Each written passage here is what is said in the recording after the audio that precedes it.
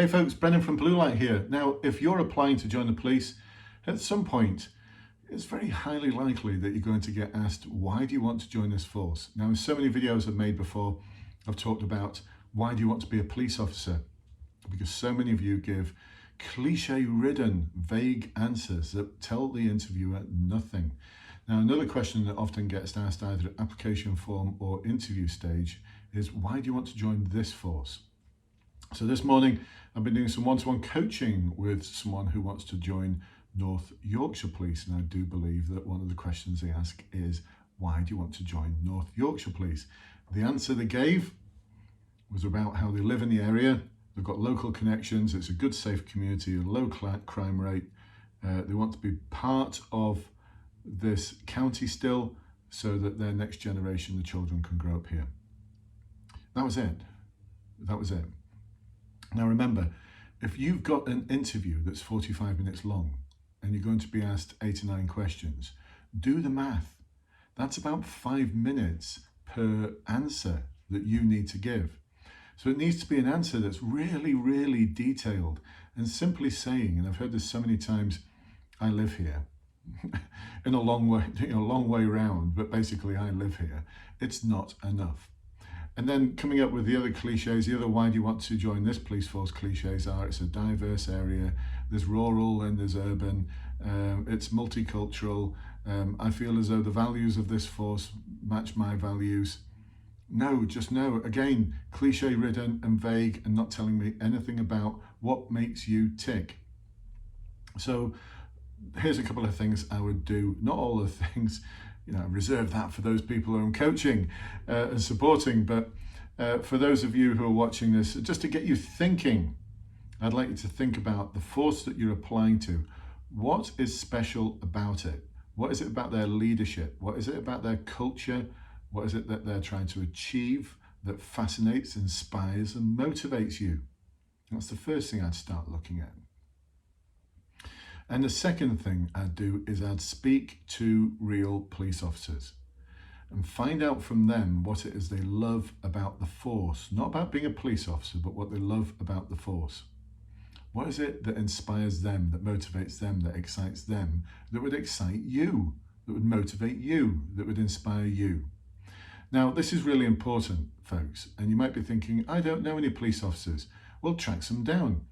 If you join the Facebook group, the Bluelight Facebook group, there's links below. There's over 16,000 people in there. You can reach out to one of them because there's serving police officers in that group. My best guesstimate, there's about 4,000 or 5,000 serving officers in there. Just reach out to them. Is anyone serving in Thames Valley Police? Is anyone serving in North Yorkshire Police?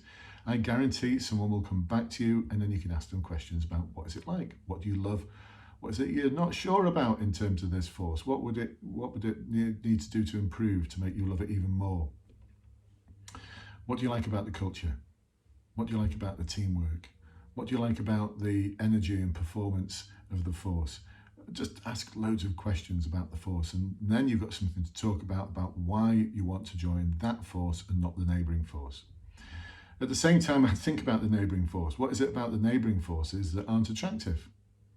Now, let's be honest, you might be thinking, look, the bottom line is 99% of the reason why I want to join this force is because I live in the area. Why would I want to join a force that's 50 miles away? But you need to come up with something that's a little bit more than that, folks. That might be the reality, and that you can't move because of family. I'd mention that. But listen, you've got to, this is them not just asking why North Yorkshire Police, why Thames Valley, why any other force. It's also them asking for you to explain to them something about why their force is so special, how it's going to inspire, motivate, and excite you. Does that make sense, folks? I hope it does. And practice your answer. It's clear from the person I was coaching today that they've not practiced enough, and they're going to struggle because they've not practiced. Now, we rehearse now so that on the day we come across as prepared and confident and not rehearsed. If you come across as rehearsed and stunted and coming out with cliches and vague phrases, you're going to fail. We rehearse now. This is where the hard work is. The hard work is in the rehearsal, so that on the day you can perform, you come across as being prepared and confident. Makes sense, folks?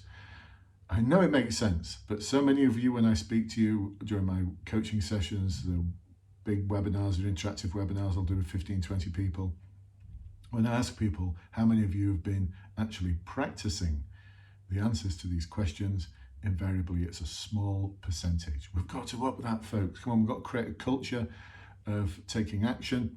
That action is going to be imperfect because you're never going to be perfect. So accept that what you do isn't going to be perfect, but identify what you can do to improve. And it's going to be uncomfortable as well.